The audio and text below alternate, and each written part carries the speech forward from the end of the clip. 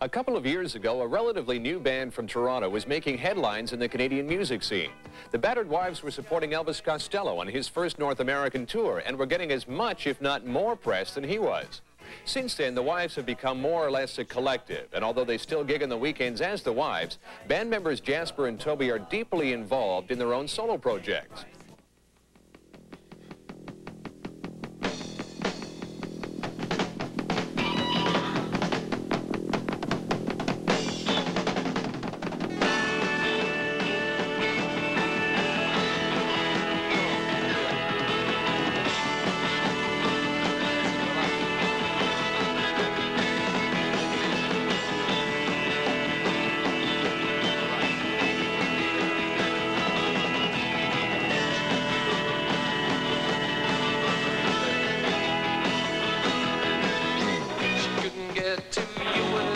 She had to get you through your veins.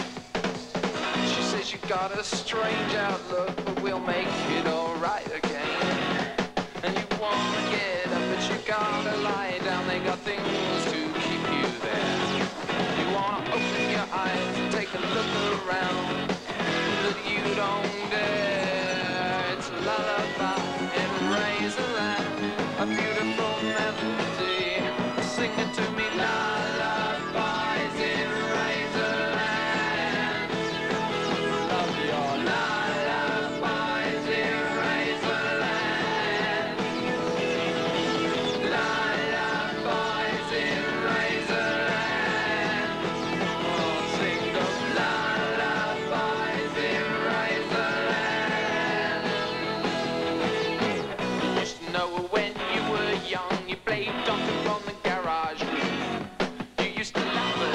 Behind her back, but now who's the goof?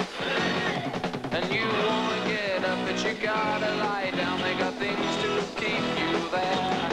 You wanna open your eyes, take a look around, but you don't dare. It's a lullaby in Razorland, a beautiful melody.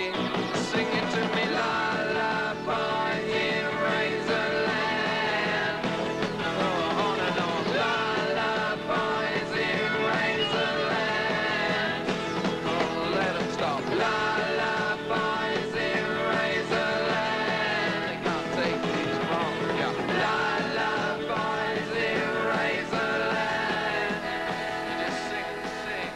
Where did you get that concept? Lullabies in Razorland sounds a little strange.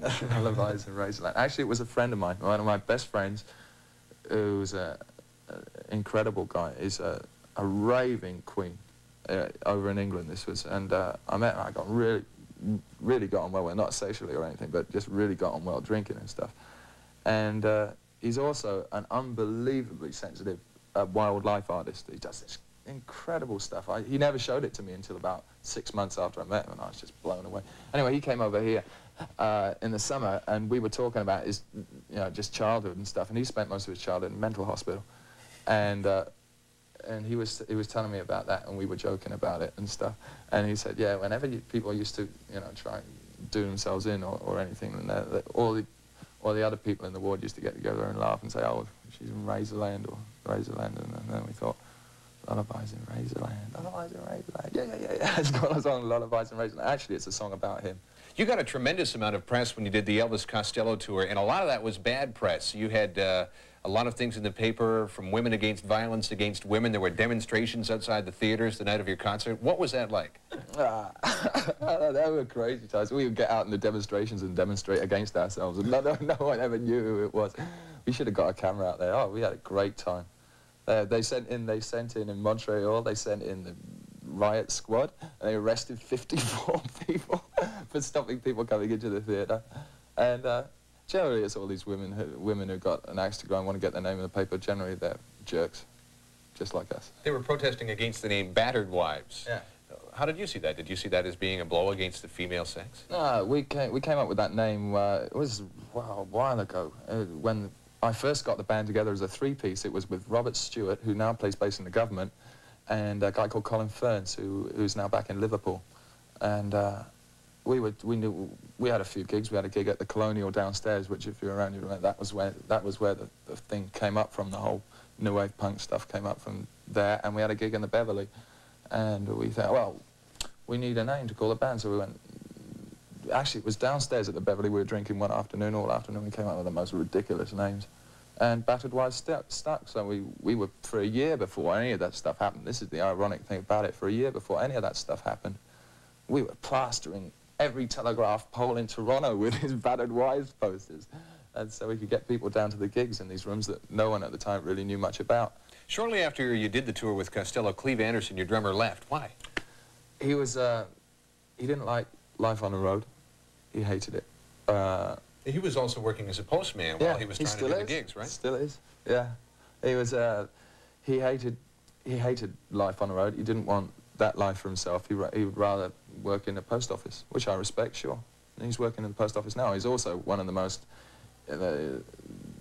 in-demand drummers around town right now. He's actually playing on my solo album that I'm putting together right now. Tell us about that solo album. I understand that the Battered Wives really aren't together anymore. Yeah, we're together. We don't take anything like as seriously as we used to. We just play it when on the weekends, when we know we're going to have a good time. We got rid of our PA system, and we got rid of our truck. So all our overheads, and so we just go out like we used to, and we don't have any set show. We just go out and play the songs, have a good time, and we kind of look at it as maybe I suppose you could draw some parallels between us and Rockpile, because Jasper's doing a solo project, and I am. Did you get any influence at all from the Wizard of Oz movie? Oh yeah, the Wizard of Oz is one of my favorite things, and I got a cover coming up of Somewhere Over the Rainbow, which is sensational. It's just incredible. It worked out much better than I ever thought it would do. And, oh, it's great. I think it's the ultimate acid song.